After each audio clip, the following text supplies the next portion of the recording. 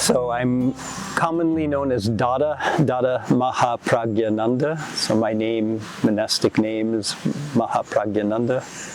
My full fancy titles is Acharya Mahapragyananda Avadhuta. Acharya means teacher. So, and I'm in Ananda. We're having this interview in a beautiful place in central northern Portugal called Ananda Kalyani. And what made you choose this path?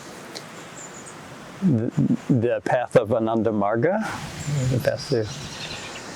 Well, to make a long story short, all the formative years, I grew up in the late 50s, 60s, 70s in the USA. Time of great cultural change and exploration, particularly of young people. I became interested in spirituality through the music of the times and other things happening in those days. And then the simple story is that on my first day of classes, my first year of university, after the first holiday period, the New Year holiday period, I met a fellow student in one of my classes, and he was doing this meditation and yoga, and invited me to an introductory class. And I didn't know anything really at that time. I knew the Beatles had a guru and did meditation. I didn't know much more. But I was immediately struck by two things. The teachings were for free, because I knew others were charging money to learn these things, and that didn't feel right to me. And the combination of meditation and spirituality with social involvement, social service, social action, because already I was active in different ways socially. And Ananda Marga embraces those two things as their foundation.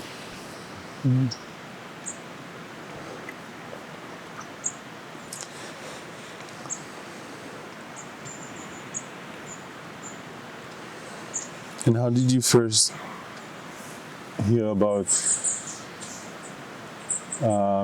this place, this community? So Ananda Kalyani is, first of all, and it's something we say often to people, Ananda Kalyani is a project. And it's a project with a particular mission. And the community forms around the project. We're not a community in the sense of people coming together just to make an ideal life for themselves. Of course, we are also that. But it's the project, the vision of the project, the vision of doing service in multiple ways to make a better world. And of course, that includes having wonderful people and having a wonderful life together. So the community forms around it. I came here to Portugal about 8 years ago, almost 8 years ago, after 11 years in Africa and decades in different parts of the world, with Ananda Marga doing its work and teachings. There was a combination of circumstances that led me to coming here at that time. There was another Dada who was here, and he wasn't here any longer, and there was a vacancy needed to be filled, things like that. But this type of project, so Ananda Kalyani is a template project of the Ananda Marga movement and organization throughout the world, which is called a master unit. And a master unit is, it's a project which has some very basically many similarities, the same as an eco-village. So it's also a community, it's also got an ashram aspect, so all of these things together. So I knew that was happening here, and I had not been involved directly with this type of work before, for a very, very small period in Burkina Faso in West Africa, but a very different, completely different context. So I admired what they were doing, And gradually I became involved, because when I first came I was busy with other works. But now for about the last 4 to 5 years, directly involved in the project itself.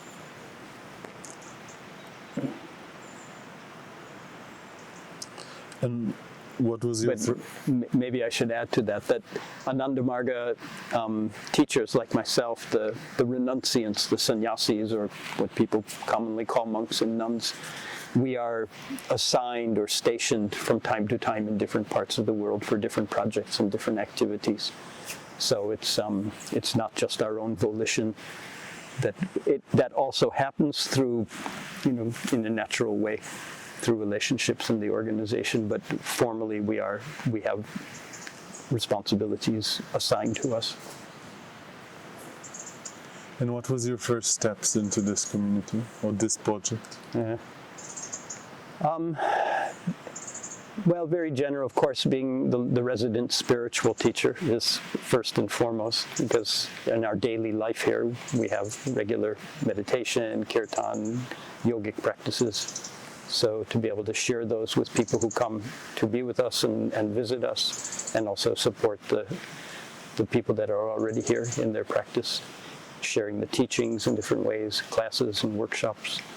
And then also just in general, since the beginning, on the overall management and planning and management of the project. I also clean the toilet sometimes.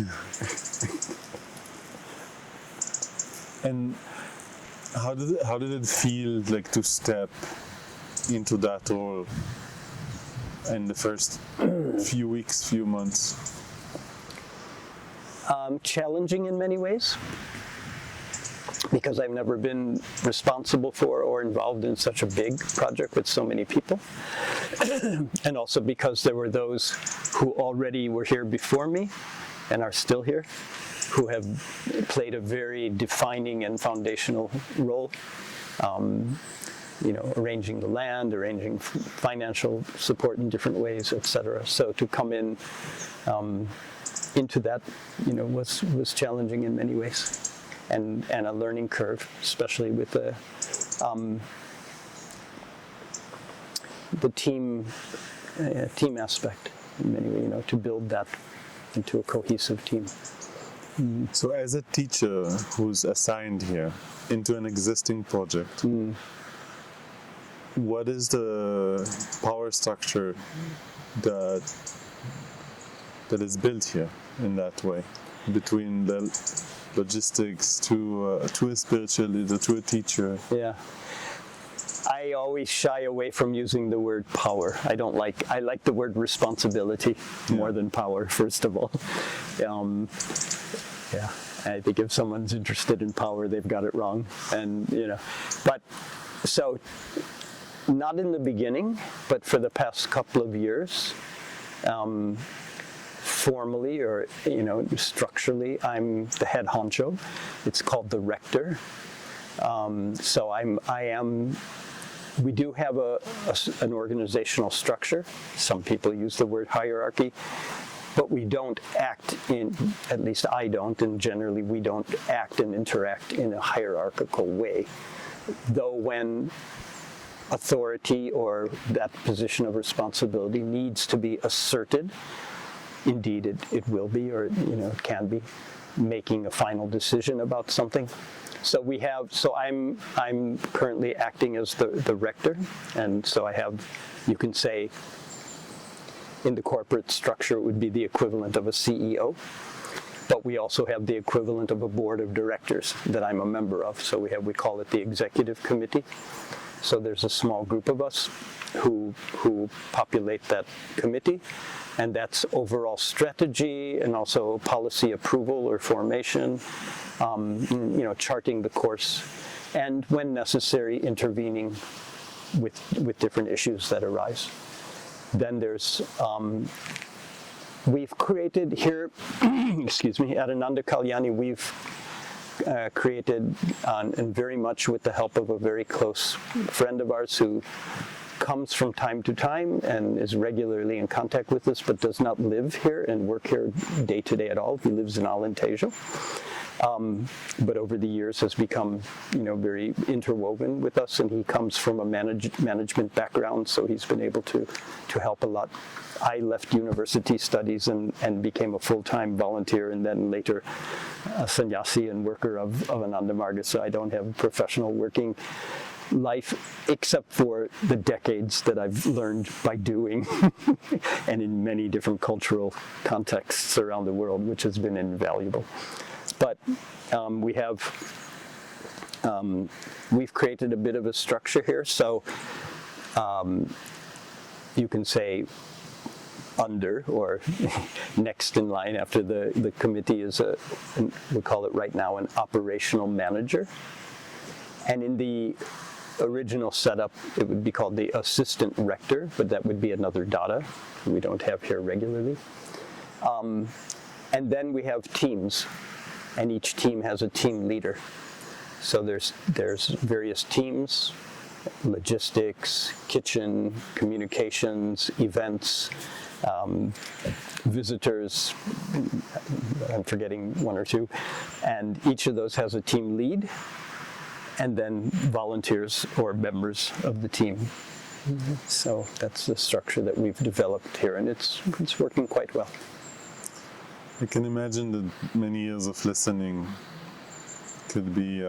Many years of listening? Of listening, yes, could be very beneficial, even for someone who wasn't in the corporate world. Yeah.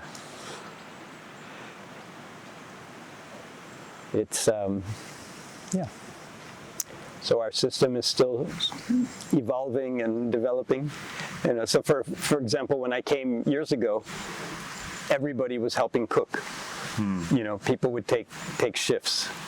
We were a smaller group of people, and one day I would cook, and one day someone else would cook, and one day someone else would cook, and now we have a dedicated kitchen team and a very qualified chef. So you might have been enjoying already the food. Wow, the food was amazing. So. Could you share how did you needed to change or grow to fit into your place here? Fit into my place here. Or grow into... I'm still growing into it. Hopefully I'll never stop. Good question. Certainly, in my particular case, in my particular personality, to assert more and my authority when need be, when necessary, to be able to sift through the different views of my colleagues and be able to learn to both discern and also feel in that process of discerning, both using the intellect and also the feelings for what in the end is the correct decision to make. I take time to process things, usually. So I can relate. My colleague is very different. Just snap, that's it. And what do you feel like, what was the most important point of self-growth that you felt that you went through over here? Well, ultimately, always the most important thing is the spiritual development. And that's always something going through different phases, ups and downs, but deepening over time. I'm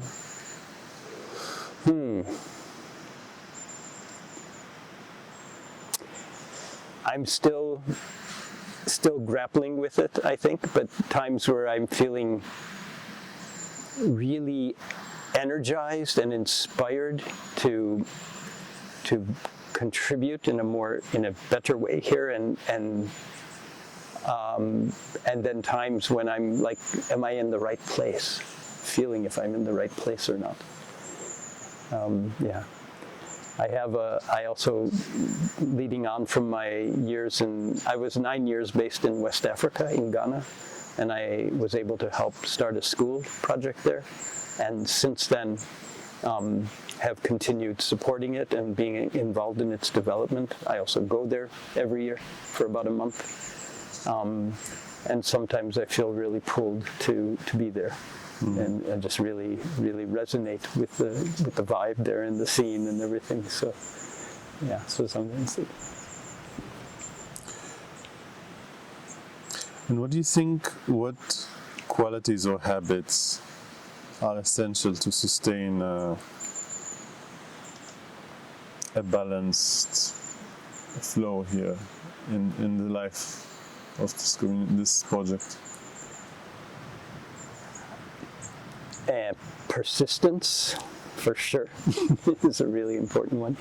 Interestingly, patience and persistence, and I think not only here but in life in general. Actually, it's I didn't think of it right away, but it's actually an inspirational talk that I share at times with people. There's 3 P's, you know, and patience, perseverance, and positivity. You know, so they're also very important here. Like all deeper and important things in life, there's always what I like to call a delicate balance. And in this case, I think from what you're asking, the balance between firmness and a readiness to consider, you know, other views or other options. So, and especially in a project like this where there's so many different people and people at different levels of involvement and different levels of having a stake in feeling and having a stake in the project and its future. And there's always a balance between accommodating people's needs and taking other points of view into consideration, and yet having a certain firmness on the basics, you know, and making sure that that doesn't get eroded. What do you think is the role of, right, because there's many of these projects that are happening, especially here in Portugal.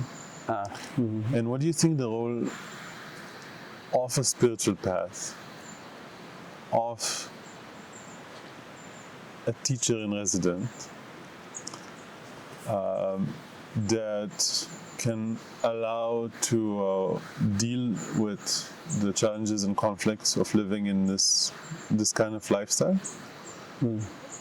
That maybe places or projects that don't have a clear spiritual practice,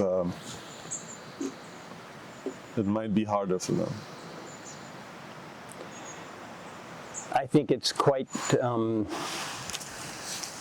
known in the world of communities and eco-villages, etc., that a shared commonality is a really necessary strength and foundation for it. In general, and that may not necessarily be a shared spiritual path or practice, though I know so many of them that at least offer the space for that, for people who are there. Not everybody might participate.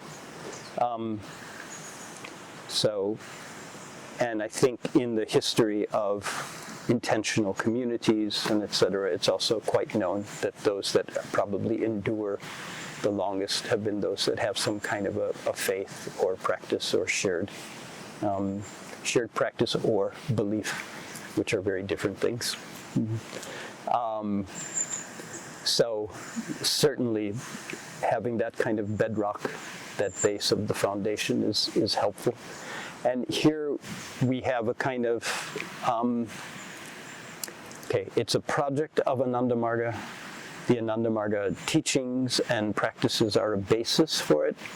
And yet we have an openness that people are here that do other forms of practice, or maybe no particular practice, but as long as they abide by basic norms and values and lifestyle rules that we have in place. So we've had many different people over many years, and they're not doing our particular practice. Most at least give it a taste or do part of it, like the kirtan. We have the dancing and chanting mantra every day, twice a day, and most everyone at least comes now and then or once a day for that. So I think definitely having a shared practice is a strength, and that's been proven over time. What way, how does it serve as a binding element here? Well, at least for those who are established practitioners, let us say, there's just it's hard to say maybe. There's a foundational aspect in one's relationship with each other that becomes a given. And because of the strength of that shared foundation, there's maybe a better ability to work out thorny issues when they arise, and to be always conscious of and defer to that shared vision or shared goal and purpose. And so we put a lot of emphasis here on we've recently revised our vision and mission and renewed efforts to remind all the people that come here to be with us, because some come for a few days, for a few weeks, for a few months, and others who stay long term, that what is that vision and mission? That we are not just a bunch of people having a good time together in a beautiful place in nature, having good people together enjoying is important, and that's probably the greatest strength we have here. People always feel their lives are touched, if not transformed, by being here with us. But those of us who are more deeply involved or longer involved, or especially share the Ananda Marga spiritual practice together, there's just something that's binding there that gives a very sure foundation and basis for everything else, for all the interactions, even if we have arguments or disagreements, sometimes serious ones, but there's a shared foundation there that gives the ability to continue loving each other, interacting with each other, doing good things together. Mm-hmm. And my role, or the role of any one of us as a teacher, is just to help as best as we can to be a steward of that, to remind people of that, and also to deepen and strengthen everyone's understanding and practical application of that. Mm-hmm. Can you say a little bit more about what's happening these days? What kind of processes are you going through? Because you've mentioned, and someone else mentioned, that there's a shift now happening. There's a revision of the project in some way. Partly what I just said answers it. I think there's a lot of our social media image is many young people that are having a wonderful time together in a beautiful place, and in and of itself, that's quite great, We want to also highlight more and more and attract more people going forward to come here more also, or much more, because of the service aspect to the greater society, to the larger, community around us that we're nested within. And to do that, to be a better example of self-reliance, which we are very embryonic at doing right now, self-sufficiency and self-reliance, and also to develop that in such a way that it's in tandem and in partnership with the villagers and the villages in this region of Portugal. And that our activities are actually of more service to the people outside of the land that we inhabit. Why do you think this is important for a project like this to be in service to the wider community? Well, to help to make the world a better place, to make it very simple, and to walk our talk, to be more exemplary, and also because so there's a metaphor that I was reminded of earlier this summer at a couple of conferences I attended. And I won't pronounce the gentleman's name correctly, but it was a Nobel Prize winning scientist named Ilya Prigogine or something. Yeah? And the words from the sentence it talked about, I'm paraphrasing, that in times of great confusion and upheaval, islands of coherence can help establish a new norm or a new system. And I very much like to think of what we're doing here. And from what I know of the eco-village movement in general, and specifically the global eco-village network, because they are very consciously developing so many systems and tools and resources to help groups of people and projects and communities of people do this better. That we are doing as well as we can to become an island of coherence, so that coherence spreads through the greater society and the world. So to the extent that we can exemplify that. A perfect example is we've just went through the last couple of weeks these fires, raging fires all over the place. We have work to do on our land. It's a golden opportunity we've been blessed with to regenerate the forest land around us in a very planned and ideal way now. But why would we do that only for the tens of hectares that we own and inhabit now? We want to do for the neighbors, for the wider region. And so now we're starting to look at projects that will allow us to do that more. And that's just one small example. Food sovereignty. We are far from being self-reliant in food from our own land for our own people here. We aspire for it more and more, but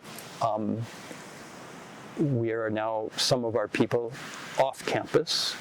It's not happening here on the land at all, and not with people who are normally here on the land, but members of our wider Ananda Marga community that live in Paul, in the village down the road, and have been working for several years on this type of thing. It's a participatory regional development plan, and it aims at maximizing self-reliance and self-sufficiency. So it's just a very practical and concrete example of the kind of thing that we aspire to do more and more of.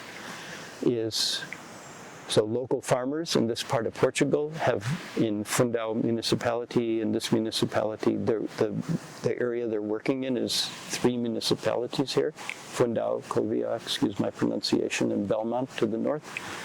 And in this area, many farmers are not even growing food because they don't have any market. They can't compete with the big suppliers of the supermarkets, etc. Now, the municipalities have agreed in principle and that the schools and lar de idosos, the nursing home, old people's homes, will promise to buy fresh produce that are grown by local farmers. And this is something some of our people have facilitated. It's still going on. The agreements have been made, but the practicalities are being put in place still. And this is with the mainstream, not only the small organic, but the mainstream agricultural association in the district and in the municipalities. So helping to forge these kind of partnerships and bring about actual change on the local level is going on. And it's just another very, very good, very specific example of the kind of things that we aspire to do and are helping to do. You were saying that you've just experienced the fires, and the biggest one yet in Portugal. I heard some people say that, but I understood the one at 2017 and was that hit Benfeita, just across the mountains from us, was even that area, Koja, south of Coimbra, that it was actually even bigger. But anyway. How was the experience of stewarding a piece of land, being responsible for people here, and then experiencing this? And yeah, maybe let's just start with that. For me personally, it was exhilarating, rewarding, tiring. So what happened was we were actually, a smaller group of us were having a group meditation in the village as the fires were getting closer and closer. And by the time we finished, and we're having a little bit of a philosophical discussion following, we saw through the window that things are getting very intense. So we came back here, and already they were beginning to get ready to leave in the project. And we made, and because we had a lot of volunteers and younger people, and some of them were, very, very anxious, frightened. They'd never been in such a situation before. I also had never been, and then we took them first to the village. We have a house there that we rent, and just across the street, across the field, across the river, it was coming. The mountains were on fire already, and villagers who have much experience of this, were just standing in the street and talking amongst themselves and watching. And of course, they know that the river there is quite wide, and it's there's fields and etc. But we had to be responsible for both the physical and psychological safety of everybody with us, so they were evacuated.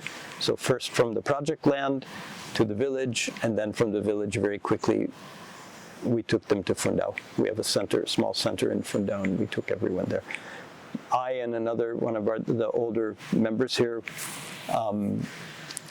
were the last, and I just said to him, I don't want to go to Fundão, I want to go back to Ananda Kalyani, to the land. And we found a way. Police started already blocking some of the roads, but we went through on some back roads, and we came back here.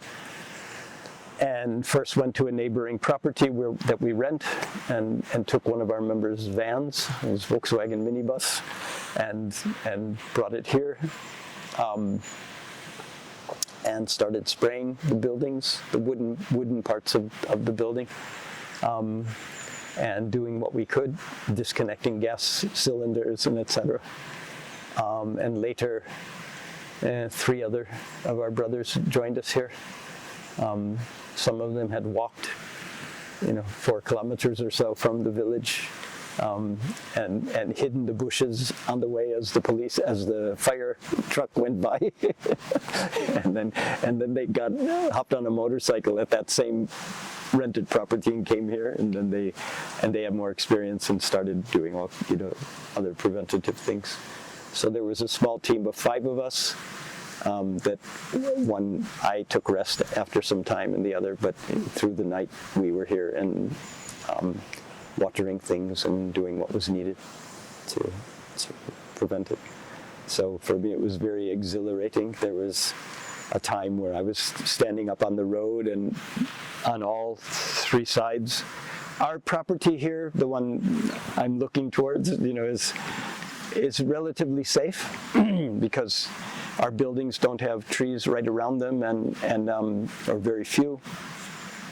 It's a lot of open space, And of course, we have the river surrounding us on 2 or 3 sides. And fortunately, the fire didn't come down even all the way to the river, mostly just above it. But there were times where I was up on the road, and when the wind blew particularly, and the fire was roaring on 3 sides all around me, it was very intense, very exhilarating also. I mean, I've always loved fire since I was a kid. You know, I love looking at fireplace and starting this salamandra here in Portugal, the wood burning stoves. So, but indeed, many of the people, they were quite either frightened or concerned. Some of them even stayed in Fundão for several days afterwards because they weren't sure whether it was safe to come back, either because of just in general being concerned, or also because of the smoke. They didn't want to breathe the smoky air, things like that. So there was a mix of courage on some of our people and caring for the others who needed that. And it was very, very great to see that. Coming back to the more structural questions,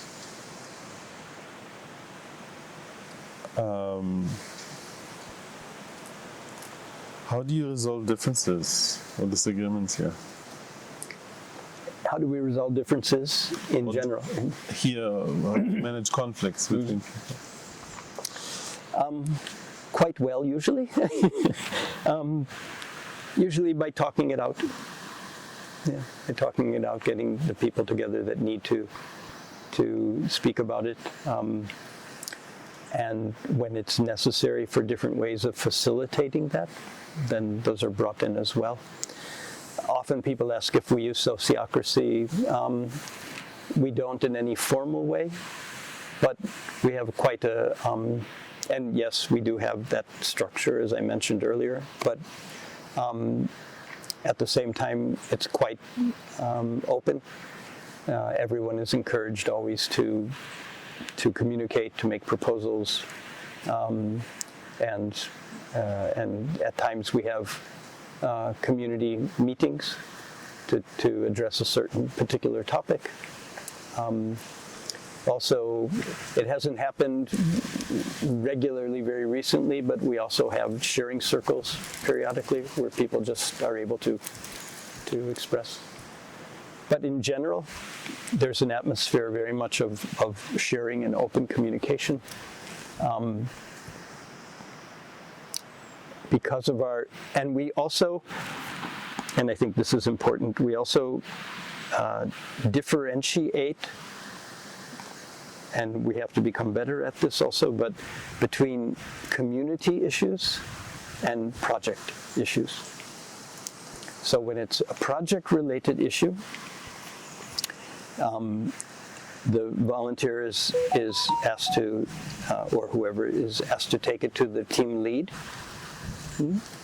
and the team lead then would bring it to the management.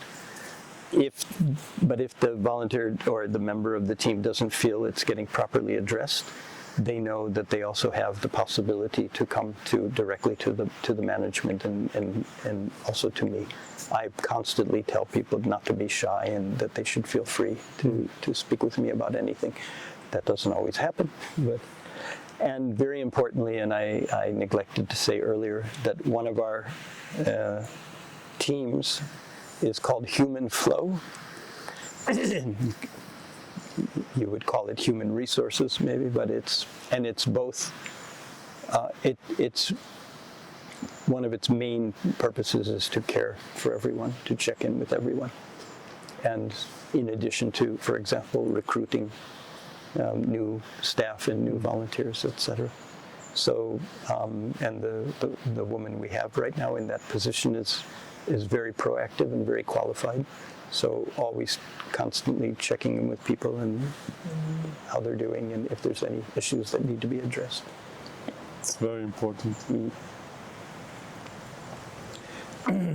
What do you think is the key practice that helps you build trust between you? Certainly spiritual practice is part of it. I think that, and just the atmosphere and the practice of openness, that people feel free to express themselves. And of course, that always depends on the dynamics of interpersonal relation. Somebody feels closer to or more able to express something to. Many people will be shy, maybe, to bring it to me. But encouraging that atmosphere of openness and the ability to share anything and to be heard. So.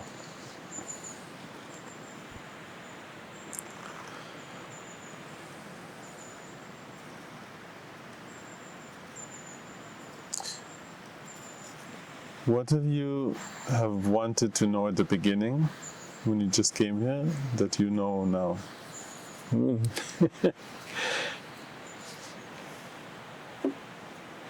Good question.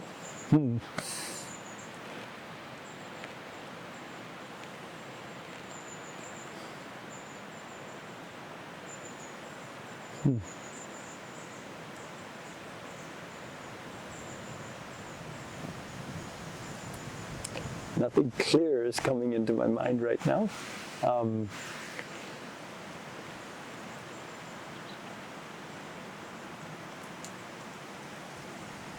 I have, let me say, maybe as a context for that, I'm, in a sense, in a very generic sense and broadly defined, I've been living in community for decades, because since the 70s, I've been in shared housing, collective housing with other Ananda Marga people, whether volunteers or general members, or so. Community living, whether it's in a household or in a bigger project, is very natural for me. I wonder. And attached to that remark, it's like when I see sometimes people are sometimes so emotional about someone coming or going, especially when they've grown close to them. And I've seen so many comings and goings for so many years of my life that I think I take it in a different way, in a sense.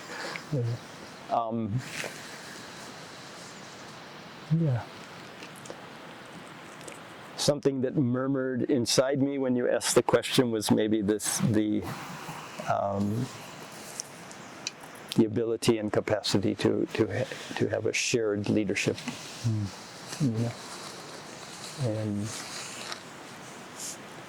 and particularly following my roles, my situation and roles in my years in Africa and maybe some other places in the world. It's much more here a shared leadership than where I'm with. And peers that are not sannyasis, whereas in the classical setup around the world in Ananda Marga, the Dada or Didi is often, the leader kind of thing. And depending on how, and we're all different, so some really assert that, and some are very collaborative in their working nature, as I tend to be. So, but because the project was already so well established for so many years before I got involved. So that's been the reward of being able to be part of that process and to feel that it's working in the long run.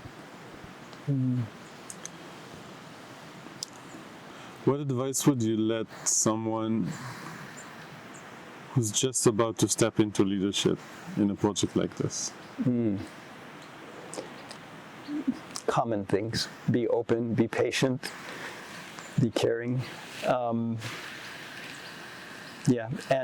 I think one of the, how well I do this, I don't think I can be the judge, but I think one of the best qualities of a leader is to help others develop their own leadership as well. So to create more leaders.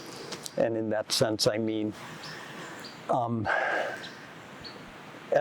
firmly ethical and conscious people who can help give a positive direction to society. So to bolster everyone's confidence and ability and readiness to rise up and play that role for the betterment of the world. Was there a moment here that it almost didn't work? It almost didn't work. Yeah. As I mentioned earlier, I think, there are times where I doubt if I'm in the right place or not, or have less so before, or more so before than now. So not because of any particular, eruption or challenging thing, but just, at times the continuous challenges of helping to manage something so big and complex. Can you speak maybe on one big challenge that you had here and how did you overcome it? What would that be?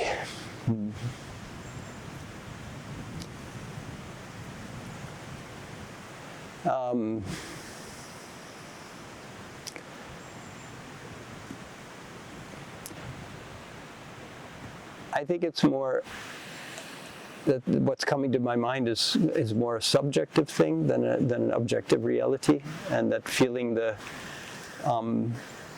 need for me to do more to contribute to the financial strength of the project. And I'm still in the process of doing it, but the steps I have to take is to be more proactive in contacting, because I have a wide network of people throughout the world from my decades of serving in different parts. So to just be more proactive in trying to help find sponsors. And, that's what came to mind immediately. Sometimes I think that I can write quite well, communicate quite well in general, and sometimes I thought I should involve myself in grant writing directly, because that's one source that we've relied on more and more over the years. But I haven't done it, and I'm not being encouraged either to do that, because some of the other management think I should spend my time in other ways, like inspiring more people spiritually and taking care of them. So, but it's something that I've certainly have been conscious of, that it would be nice if I can contribute more to that, because it's always a need in a project like this. Always.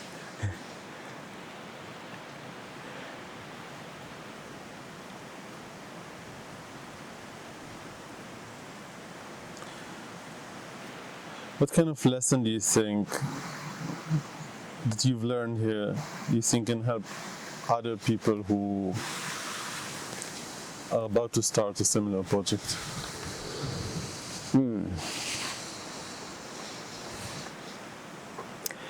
Related to what you asked earlier, I think have the fundamentals really clearly defined. What is it that you really want to do and accomplish? And if you're going to search for or invite more people to be involved, what is it that's going to be the shared commonality that is like a binding substance for everyone?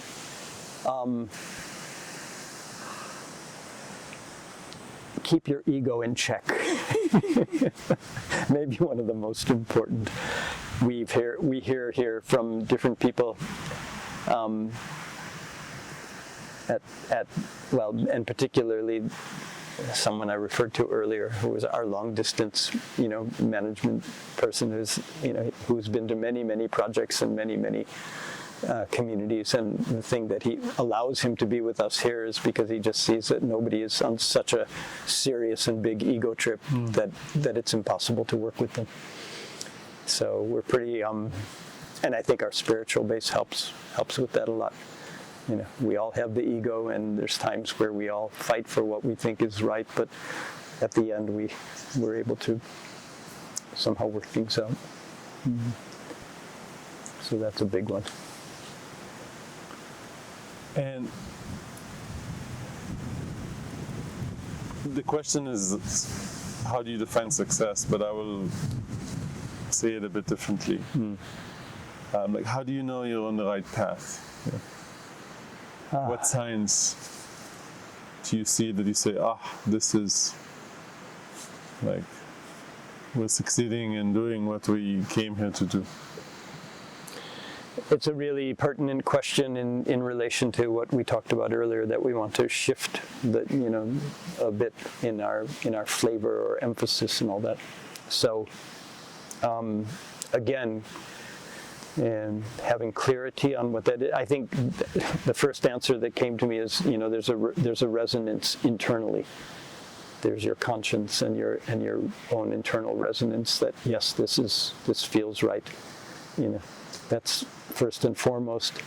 And in our case, we are in the process of planning and defining a way of bringing people here that we share authentically what it is, who we are and what we are, and offer people the experience of that. We're even thinking to call it Ananda experience, So, and that as a preference to, for example, so we have a new guest house, relatively new guest house, and we hope it will generate an income for us. And in not just travelers, and not just hiring ourselves as a venue for other people's programs and retreats, which we're also offering, and we're doing a little bit already, but rather to have people come here to be part of who we are and what we are, what we do. So, and that's come about exactly because there was this dissonance. And what I mentioned earlier, with people coming and kind of for something else. Or maybe we just didn't express it well enough or explicitly enough. So we want to do that now more and more. Mm-hmm.